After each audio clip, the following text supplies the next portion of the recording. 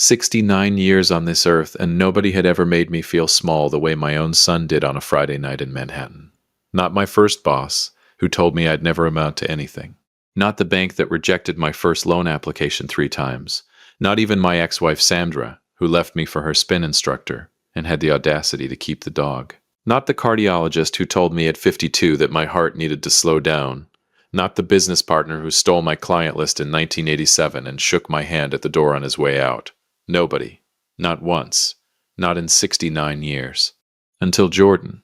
Welcome back to Dad's True Revenge.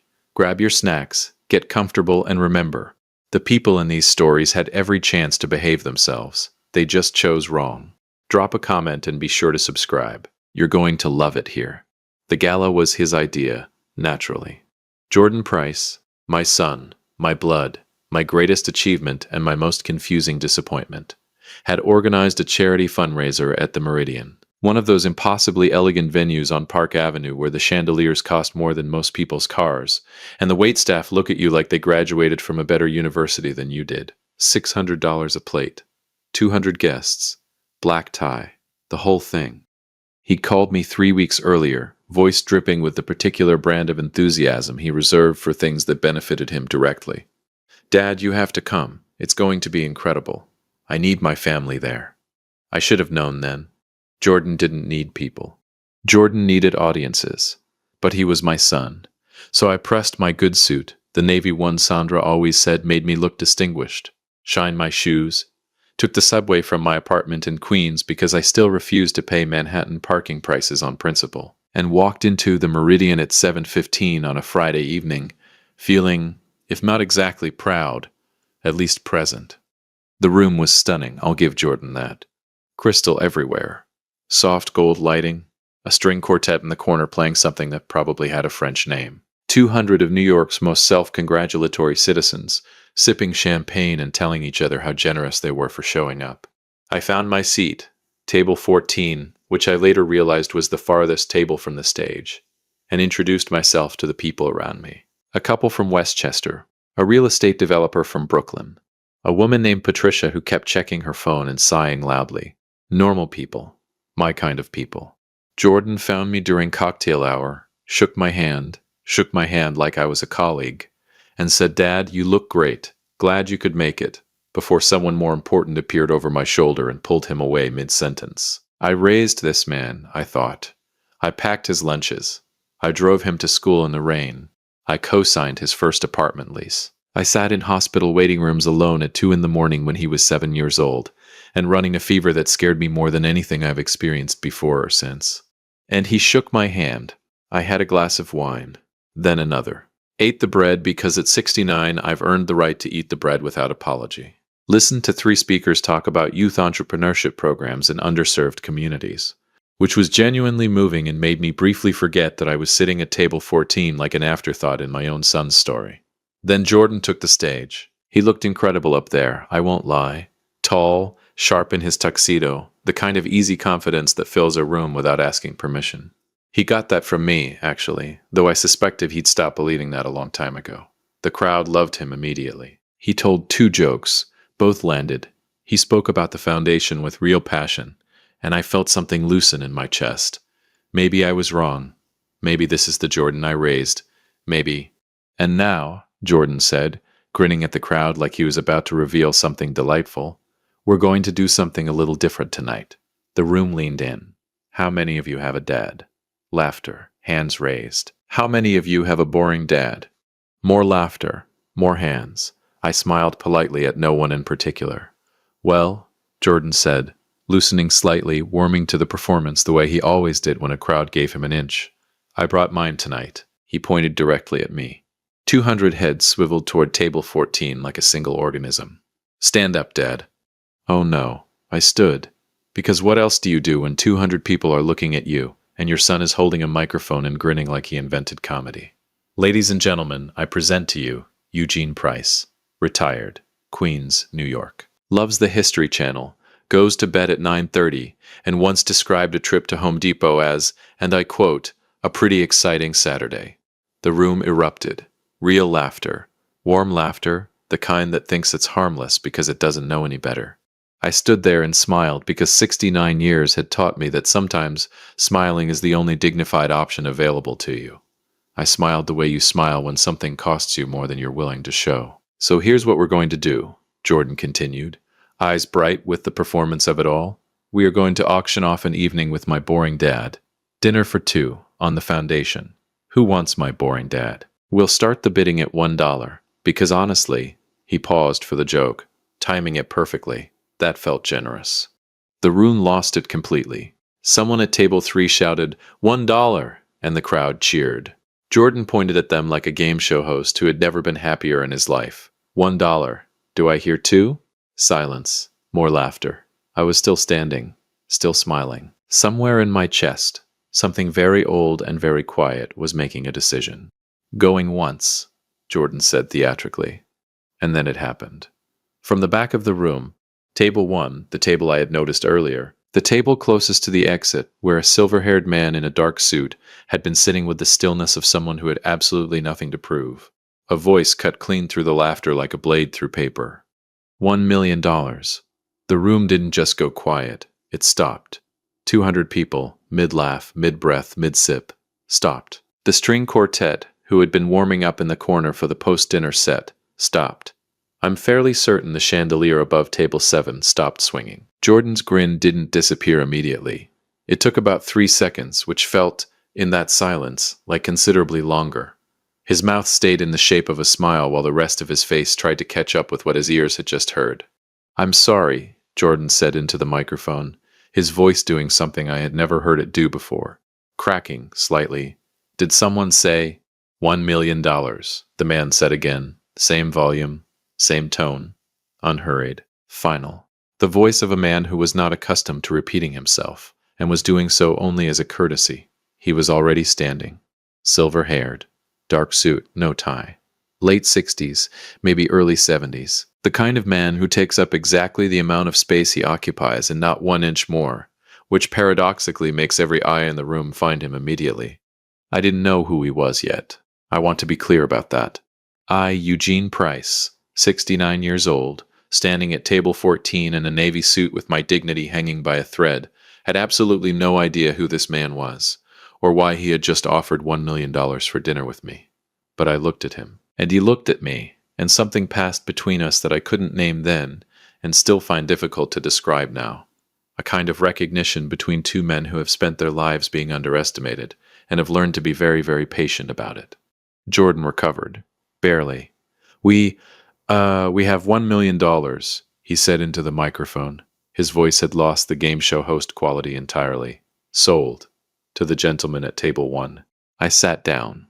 Patricia from table 14 had stopped sighing and was staring at me with an expression I can only describe as profound reassessment. The real estate developer from Brooklyn was looking at me like he wished he'd introduced himself more thoroughly during cocktail hour. The couple from Westchester were leaning toward each other, whispering.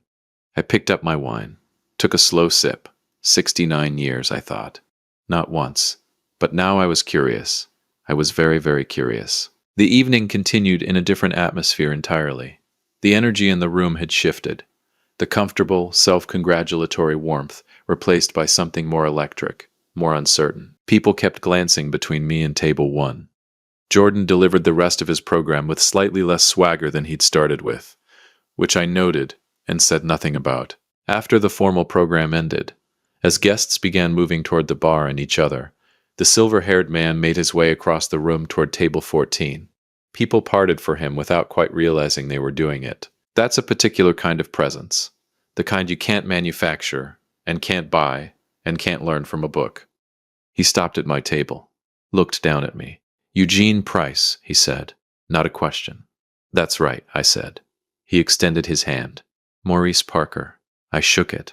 And even in the noise and electricity of that room, I felt the name land somewhere significant in my chest. Because even in Queens, even a 69-year-old retired man who goes to bed at 9:30, even I knew that name. Maurice Parker, founder of Parker Capital Group. The kind of private equity firm that didn't advertise because it didn't need to.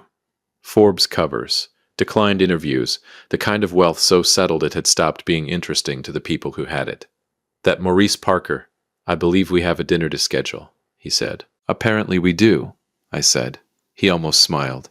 I'll have my assistant call you tomorrow. He handed me a card, cream-colored, minimal, just his name and a number, and walked away through the crowd, which continued parting for him without quite realizing it. I looked at the card. Then I looked across the room at Jordan, who was watching me from beside the stage with an expression I had never seen on my son's face before. It was the expression of a man who has just realized he may have fundamentally misread a situation. Good, I thought. Sit with that. I took the subway home to Queens, sat in my kitchen, made myself a cup of coffee, turned the card over in my hands, and I thought, what exactly does Maurice Parker want with a boring old man from Queens? I didn't know yet, but I had a feeling I was about to find out. Maurice Parker's assistant called at 8:15 the next morning. Her name was Sharon. She had the composed, efficient energy of someone who had spent years being the first line of defense between the world and a very important man, and she was extraordinarily good at her job. We scheduled breakfast for the following Monday, a place on the Upper East Side. No sign outside, menu with no prices. I wore the navy suit again. Maurice was already seated when I arrived. Dark suit, no tie. Same stillness from the gala. The stillness I now recognized as the particular quality of a man who had long ago stopped needing to perform anything for anyone. He stood when I approached, shook my hand, firmly, briefly, with eye contact. Eugene. Maurice. We sat. Coffee appeared without either of us asking. I decided immediately that I liked this place. I'll be direct, Maurice said, wrapping both hands around his cup. I don't enjoy wasting time, mine or anyone else's. Neither do I said. Good. He studied me for a moment with the focused attention of a man accustomed to evaluating things quickly and accurately. Then I'll start with a name. Mitchell Green. I put down my coffee. I hadn't heard that name spoken out loud in 11 years. Mitchell Green, my oldest friend. My college roommate at Howard University in 1974, when we were both broke and ambitious and absolutely certain the world owed us something, which it did not. But we were young and entitled to the illusion. He had sat across from me in a diner on 45th Street, 31 years ago, with a paper napkin covered in numbers, and the particular expression of a man who has run out of options, but not out of belief. Eugene, I need $50,000 and 6 months. That's all I need. I've been everywhere. Nobody will touch it. But I know this works. I know it like I know my own name. I had looked at the napkin. I had looked at Mitchell, and I had thought, this man has never lied to me in 30 years of friendship. Not once. I gave him both. Quietly. No contract. No equity agreement. No lawyers. Just a handshake and a $50,000 wire transfer from an account Sandra didn't know existed, because Sandra would have said I'd lost my mind, and she would not have been entirely wrong, and I didn't want to have that argument because I already knew what I was going to do. 6 months later, Mitchell Green's logistics company had its first major contract. A mid-sized manufacturer in New Jersey that needed a supply chain solution nobody else had thought to build the way Mitchell had built it. 2 years after that, his second contract. Then a third. Then a fourth that was so large it required Mitchell to hire 47 people in 3 months. By the time Mitchell sold his firm 15 years ago, a transaction that made the front page of the Wall Street Journal's business section and generated a number I still find difficult to say out loud, he was worth $380 million. I was living in Queens, retired, watching the History Channel. We had an agreement, Mitchell and I, established long before the success arrived. He'd offered to repay me 100 times over the years. I'd refused every time. Not out of stubbornness. Well, not entirely out of stubbornness. But because what I'd given him wasn't a loan. It was a bet on a friend. And I had never once needed the world to know I'd made that bet or that I'd won it. Mitchell told me about you 6 years ago, Maurice said. We were putting together the early investor structure for what became Parker Clean Infrastructure Fund.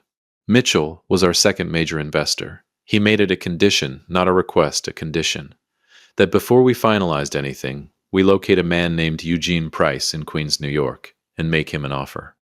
I said nothing. He told me, Maurice continued, that there was a man who had funded his entire operation on nothing but instinct and friendship and $50,000. He told me this man had never asked for a single thing in return, not recognition, not repayment, not even a mention. Maurice paused.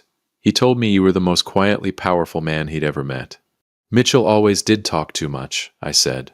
Maurice smiled. First smile I'd seen from him. It looked good on him. unhurried, genuine, like everything else about him. He also told me, Maurice said, that if I ever met you, I should pay attention, that you were the kind of man who said more by saying nothing than most people say in a lifetime. Mitchell is very generous, I said. Mitchell is very accurate, Maurice said. I watched you last Friday night. The entire room was laughing, and you sat in that chair like a man who knew something nobody else in the room knew. He held my gaze. I've spent 50 years doing business in rooms full of the most powerful people in this country. I know that look. It's the look of a man who has been underestimated so many times that he stopped being bothered by it and started being interested in it. I turned my coffee cup in my hands. What exactly are you offering, Maurice? I said. He slid a folder across the table. 15% equity stake in Parker Clean Infrastructure Fund. No capital required from you. Your contribution happened 31 years ago. Mitchell's investment, which seeded a significant portion of our initial raise, traces directly back to that $50,000 wire transfer you sent him in 1993. Without that, none of what followed happens. The fund acknowledges that. He nodded at the folder. The numbers are in there. I looked at the folder. Didn't open it yet. Why didn't Mitchell call me himself? I said. Because, Maurice said. He was afraid you'd say no out of stubbornness. Fair, I thought. He's not wrong, I said. He usually isn't, Maurice said. Open the folder, Eugene. I opened the folder. I didn't expect the specific figure printed on the first page. What I will tell you is that it had enough zeros to make a 69-year-old man from Queens sit very still for a very long time and reconsider every decision he'd ever made that had led to this exact moment in this exact room with no prices on the menu. I closed the folder. I need to think about it, I said. Of course, Maurice said. And I need to understand, I said carefully, why you stood up at that gala. You could have called. You had my name. You had the connection through Mitchell. You didn't need to bid $1 million in front of 200 people. Maurice was quiet for a long moment. He looked at his coffee. Because, he said finally, your son put you in that chair and handed a room full of people permission to laugh at you. And I watched you absorb it with more dignity than I have seen any man display in 50 years of business. He looked up, and I thought, Mitchell was right, and I wanted your son to see it, to see that the man he just called boring had someone in that room who knew exactly who he was. I nodded slowly. Consider it, Maurice said. An opening statement. We finished breakfast. I took the folder home to Queens. Read every page 3 times. Called my accountant, a careful and conservative man named Harold, who had never in 30 years of managing my modest finances said anything remotely excitable. Harold said, Eugene, please, say yes. I called Maurice the next morning. I'll do it, I said. One condition. Name it. My son has been trying to get a meeting with Parker Capital for 2 years, I said. I know because he mentioned it at Thanksgiving, then again at Christmas. Both times I pretended not to hear. I don't want you to take that meeting, I said. Not yet. Maybe not ever. That's your business decision. But I want him to know why. And Maurice, a long pause. Eugene, Maurice said, and I could hear something in his voice that might have been admiration and might have been anticipation and was almost certainly both. Yes, I think that can be arranged. 6 weeks later, on a Wednesday morning in October, I put on the navy suit for the 3rd time. It was becoming my lucky suit. Sandra would have hated that. Jordan had called me the previous Sunday. Casual voice, Sunday voice, the voice he used when he was trying to extract something without appearing to extract it. Dad, hey, random question. You know Maurice Parker, Parker Capital Group? I said, which is not a lie. It is simply a sound. I've been trying to get a sit-down with his team for 2 years. Nobody gets through.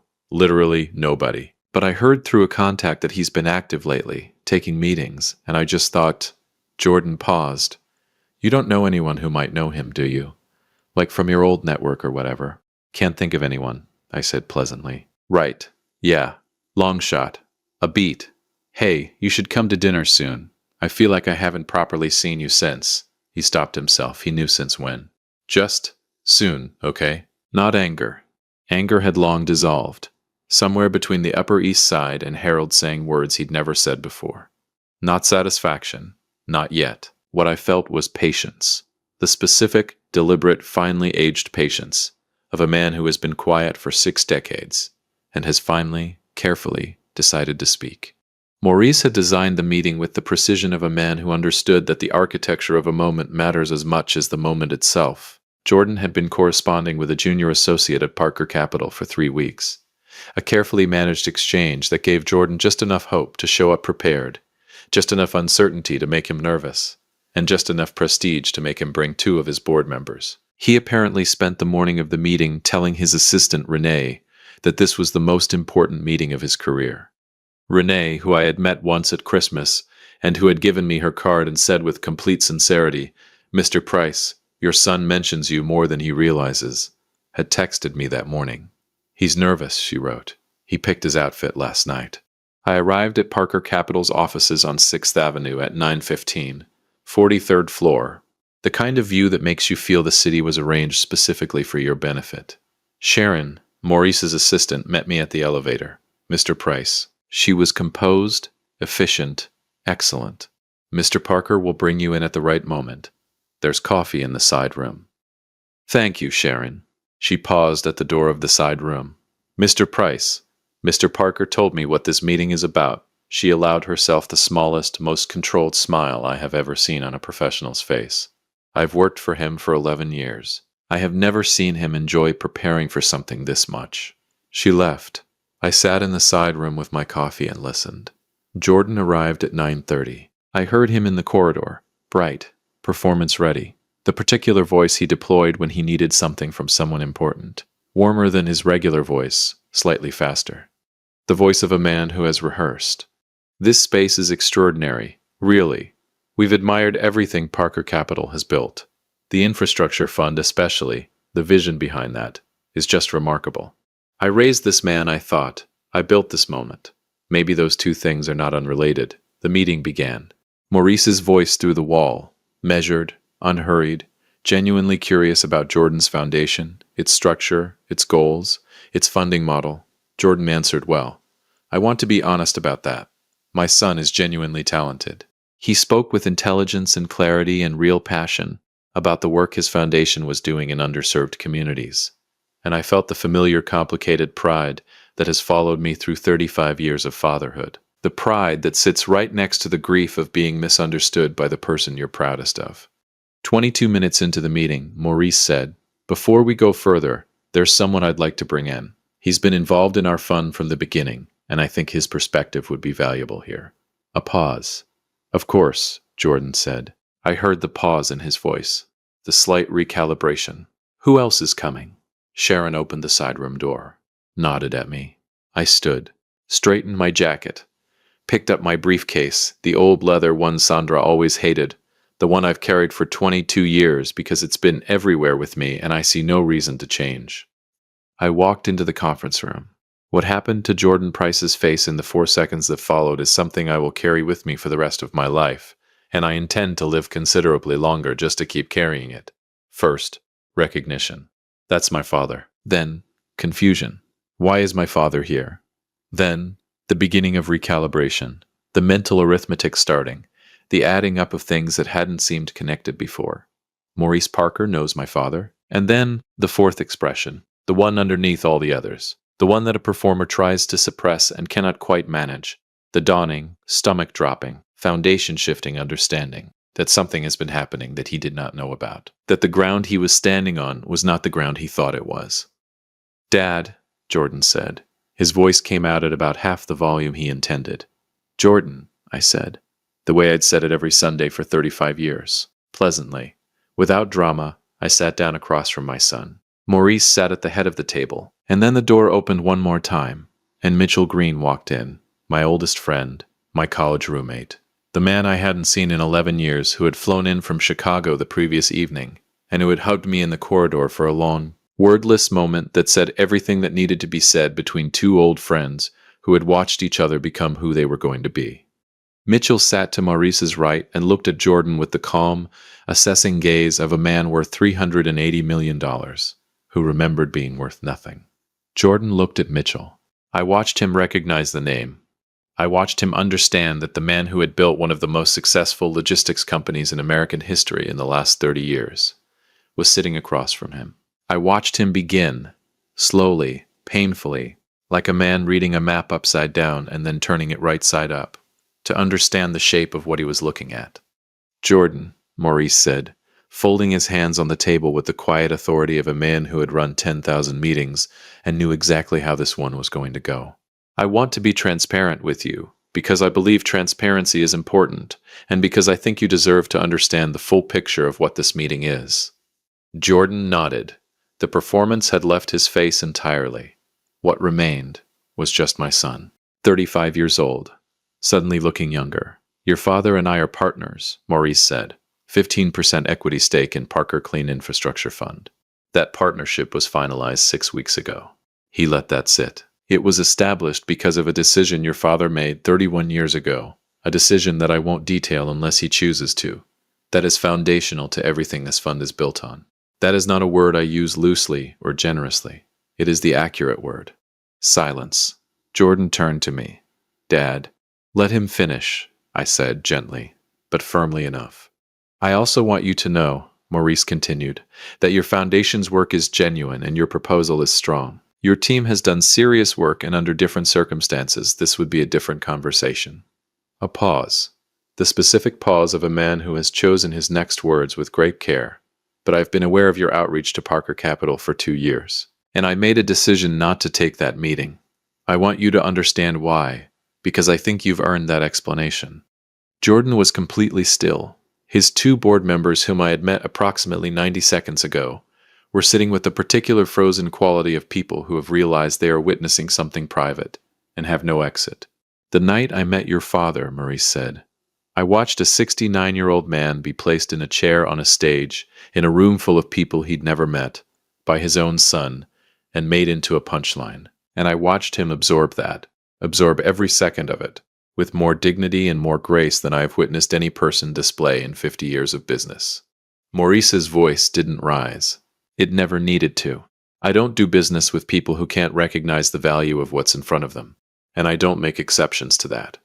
The room was so quiet I could hear the city 43 floors below. Mitchell Green was looking at the table. His jaw was moving very slightly, the way it always had when he was trying not to smile. Jordan's eyes were wet. My son, who could perform anything, was not performing now. His jaw worked silently. Dad. Just the word. Stripped of everything else. I didn't. I had no idea. I know you didn't, I said. It was supposed to be funny. I wasn't trying to. Jordan. I leaned forward, looked at my son, really looked at him the way I used to when he was small and frightened and needed someone to tell him the true shape of things. I want to tell you something, and I need you to hear it the way I mean it, and not the way it might sound. He waited. I have never needed you to know what I do quietly, I said. I didn't give Mitchell that money for recognition. I didn't spend 31 years turning down repayment because I wanted to be discovered. I did those things because that is who I am. Quiet, patient, content to let the work speak from a distance. I held his eyes, but I am 69 years old, and I sat in that chair, and 200 people laughed, and you pointed at me and called me boring in a room full of strangers, and it cost me something I am not going to pretend it didn't cost me. Jordan's jaw was tight. His eyes were full. So here is what's going to happen, I said. I stood, buttoned my jacket. I am going to go home to Queens. I am going to find something at Home Depot genuinely interesting. And you are going to sit with this. I looked at him steadily. Not as punishment, as information. About who your father is. About what quiet looks like when it's actually been paying attention all along. I picked up my briefcase. Your foundation is good work, Jordan. Real work. Keep doing it. I straightened my cuffs. But you'll need to find your own investors. That's not cruelty. That's just the correct thing. I reached across the table and put my hand on my son's shoulder. Briefly, firmly. The way fathers do when they love someone and are also furious with them and don't have words for both at once. Then I shook Maurice's hand. And I hugged Mitchell Green. Properly, the way you hug a man you've known for 50 years. In front of whoever is watching. Because at 69 years old, I hug my friends, and I don't apologize for it. 50 years, Mitchell said quietly into my shoulder. 50 years, I said. I let go, picked up my briefcase, walked to the door. Eugene? Maurice said. I turned. He was looking at me with an expression I recognized because I had seen it once before, at table 1 on a Friday night at the Meridian, when he had turned from watching my son and looked at me across a room full of laughing people. Quiet respect. The kind that doesn't need to announce itself. "Dinner Friday," he said. "Only if there are no prices on the menu," I said. The corner of his mouth moved. Obviously. I walked out. I took the elevator down 43 floors, walked through the lobby, pushed through the door onto 6th Avenue. New York received me the way it always does, loudly, indifferently, magnificently, completely unconcerned with the private seismic events of any individual human life. I stood on the sidewalk for a moment and let it wash over me. The noise. The October air, cold and sharp the way only New York October air is. The cabs. The people moving in every direction with the focused urgency of a city that has never once considered slowing down. In my inside jacket pocket was a document my accountant had described conservatively as the kind of thing that changes the shape of a life. A 15% stake in a clean energy infrastructure fund that Maurice Parker had spent 4 years building quietly and methodically into something that would, over the next decade, reshape an entire industry. My name on it. Eugene Price, Queens, New York. Retired. Boring. Jordan would rebuild. I know my son. He is stubborn and talented. And underneath the performance, underneath the gala and the microphone and the auction and the pointing, he is the boy I raised, the boy I drove to school in the rain, the boy I sat next to in waiting rooms at 2 a.m, running a fever that scared me more than I've admitted to anyone. He would sit with what happened in that room. He would turn it over. He would eventually, not soon, but eventually, understand it the way it needed to be understood. And when he was ready, I would be in Queens, where I have always been. Walked to the subway, went home to Queens, made myself a cup of coffee. Sat in my kitchen, and for the first time since a Friday night on Park Avenue, when my own son held up a microphone and offered me to a room full of strangers for $1, Eugene Price felt exactly, completely, and without apology like himself. Not boring. He was never boring. He was just quiet. And the thing about quiet men, the thing Jordan Price was only now beginning to understand, 43 floors up in a conference room, on 6th Avenue with Mitchell Green's eyes on the table and Maurice Parker's words still in the air, is that quiet is not the same as absent. Quiet men see everything. Quiet men remember everything. And quiet men, when they finally decide the moment has arrived, when they button their jacket and pick up their old leather briefcase and walk out of a room they have just rearranged completely, quiet men do not look back. They don't need to. If you liked this story, join our community by hitting that like button and subscribing for more real, raw, and family-centered stories. And as always, thank you for being a part of this sphere.